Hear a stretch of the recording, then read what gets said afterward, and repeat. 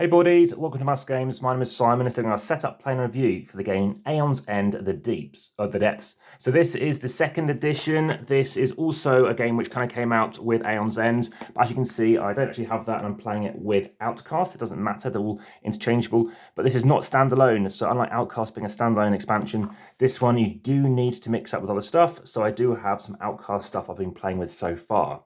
So this is a game whereby with a new nemesis. So this guy's called the Horde Crone. So you're going to need a dial from another box. So I've got Gravehold, one over here, and I've also got one for the nemesis. And what we're looking to do in this game, if you want to beat this guy, is to basically have these Trog decks shuffled up. There's 3 different types of Trog, and they're going to do various things, and I'll show you how that works. So I've set my nemesis dial to 60. I'll just leave it out of shot for the time being, and I'll tell you about the rest of these items first, and then come back to those Trogs and then the review. So we've also got in the box, we've also got those randomizer cards, we've also got the insert divider stuff, and we've also got the kind of power deck relating to what's going on for the Horde Crone in terms of their nemesis deck. So let's start off and we talk about the stuff in here, as well as our special player powers and the various mages that come with the game. This comes with 3 mages. You might have seen that in my unboxing teaser trailer preview video. So over here we've got a gem. This one is a Banishing Topaz, does cost you 5, and you can gain 2 ether. You may play a card in the top of your deck if you do gain an additional 2. In the 7 games we've played so far, we've lost every single one, and we've tried out different things, different gems. We only start with 1 gem in this deck. You don't have to play with it.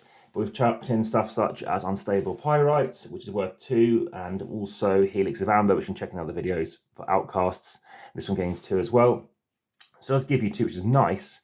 But actually, placing a card on top of your deck obviously means you only have 4 cards, which most of the time isn't actually that useful, we found. Next up, we've got some relics. So over here, you can destroy a card in hand. You may gain a card from any supply pile that costs up to 3 more than the destroyed cards. So it's good to get rid of 0 cards, but as you can see, there's not much out here, which at least comes the new stuff, where you can get a cheaper card. Now, you could get this guy, because again, get some cheapy gem stuff, but again, would you be better off getting a level 3 card? So you could get that Helix of Amber that I mentioned. And we also played a bit around with this relic, which is you can gain a card from a supply pile that costs 3 or fewer. So that's kind of a nice chainy card. But generally speaking, this could get clogged up as well because, again, you are destroying a card.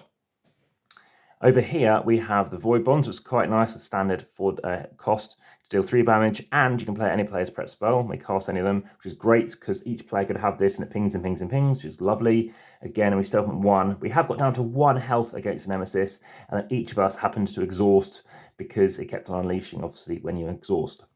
We've also got Vim Dynamite, which is quite nice. You suffer damage, any player draws 2 cards, or destroy it, any player gains 2 life and a charge. And it's any player, which is very handy.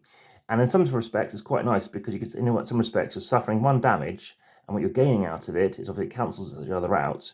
You're drawing 2 cards, and you're drawing 2 life, and you're getting a charge. Now, of course, the same person getting the life gets the charge, and I'll come back onto that because one of these characters isn't very good at getting charges, i.e., when they fully charge up, it's not a very good thing to do.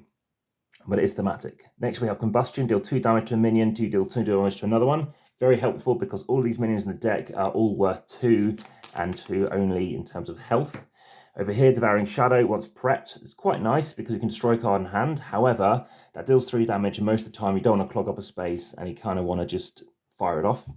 Over here, Disintegrating Scythe deals 8 damage, suffer 1 damage. Instead of discarding this, you can destroy it or place it on top of any player's discard pile. We haven't really had a chance to even get that high. Sometimes we have, and we have had this on occasion, but we definitely didn't play with it very often, only 2 games, because it costs 8. And also, it must be prepped to adjacent breaches. So that's a tricky thing. So it has to be adjacent, and they both have to be open. And it does do 7 damage, because it's less than this. Yes, you do suffer damage.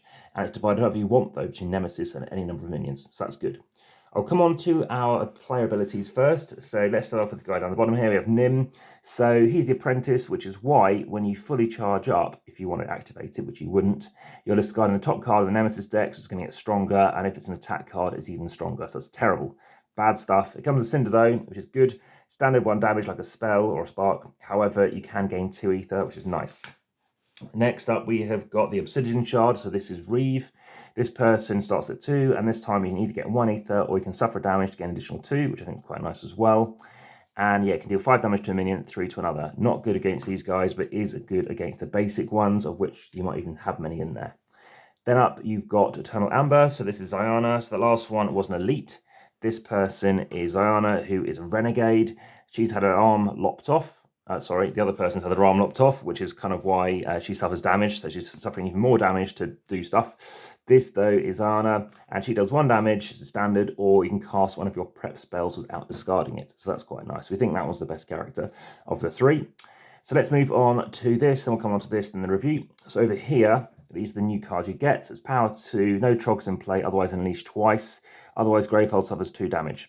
Before I do this, actually, I'm going to tell you about how unleashing works. So what's going to happen is you're going to shuffle this discard pile and draw into this deck. So we have this one. It doesn't do anything. It always takes at least 2 of any type of minion type. So any type of zom to do something. So if another one comes up, then the player of the lowest life suffers a damage. So I might just leave this in shot and show you what's going to happen as and when we get more in play. So this says 2. So if there's a second one removed, it's a power token, then you're going to unleash twice. So let's say that happens. We have this come out, which doesn't do anything. I'll show you when it does. But now we have 2 in play. If that hadn't gone away, obviously I had 2 health in it. The player with the lowest life will suffer a damage. That's what's going to happen there. Otherwise, in this case, Gravehold suffers 2 damage for each trog in play. Next up, we've got this one. So we have a Yud, which doesn't do anything. And then next up, let's say it would have been unleashed. In this case, the players collectively discard gems equal number of trogs in play. So that's not good. And we've got another Zom. So what's happening here is the player with the lowest life suffers on damage with 2, but don't worry, it's only 3 now. But 3 means any player discards 3 cards.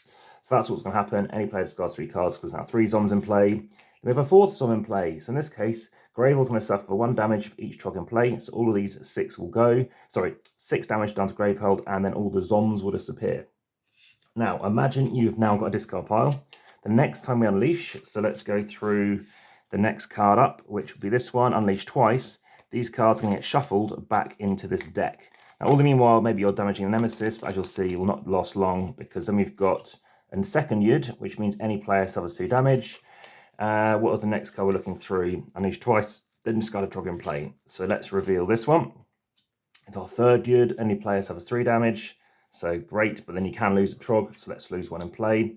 This one, spend 7, unleash 4 times, then discard 2 trogs in play. So we're doing 1, so we've got a third one, any player suffers 3. Second one, Gravehold suffers 3. We have a Zom in play, so nothing happens. And then we've got another Zom, so second Zom, you have the player with the lowest life suffers 1 damage. So that's that happened, but you then discard 2, so maybe this one, and let's say this one. Next up, we have got immediately unleashed twice. So we then got an AWP, which in this case, Gravehold suffer 2 damage, and another AWP. So then Gravehold suffers another 3 damage. And then we've got the hybrid. So the Horde hybrid. What this means is you're going to unleash, you're going to reveal a new card, and then that's going to trigger. So in this case, any player discards 3, and then the minion becomes a trog of the type that is most. So in this case, it would be a Zom. So now this is in play, it's worth 7 health. And now you're going to basically trigger 4. So it's now going to be Gravehold suffers damage each trog. So 1, 2, 3, 4, 5, 6, 7, 8, 9. And then this will go away with this because we've now got, again, 4 trogs. But this guy is going to go into the discard pile of these trog decks. So that's going to get shuffled back into here. And then what else do we have? We've kind of triggered everything else happening. We haven't seen Gravehold kick in yet, though. But let me show you the remainder cards of the obviously the draw deck relating to the Nemesis.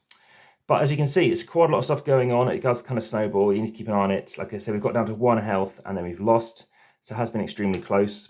Highly enjoyable though. We've also got this one unleashed twice. If there's 3 or fewer trogs in play, unleash again until there are 4 trogs in play. And this one, Underworld Totem. When a player deals damage, that player must deal damage to a trog if there are any trogs in play. And again, you can see it's constantly unleashing. So that's how it's going to go. Interesting game. Like I said, it's probably one of the best I've played. It's so close. It's so many different ways whereby I might not take any damage in a game, or my opponent might not take any damage, but I might. So I might get exhausted, they might not. Sometimes I get exhausted, they might not, and vice versa. I played it as 2, played it as 3. Haven't tried it as 4 yet. I'm not sure I'll play it solo, just because I've got enough interest in playing it multiplayer.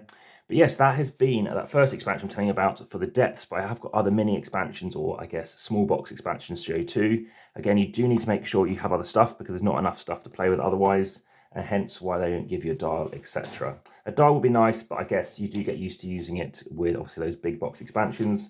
Make sure you check out my other videos relating to this, such as my How to Set Up Play and Review playlist, the AmassGames playlist, and the indie boards and cards, etc. playlist too. Thanks for watching. For now, back to the table and enjoy the game.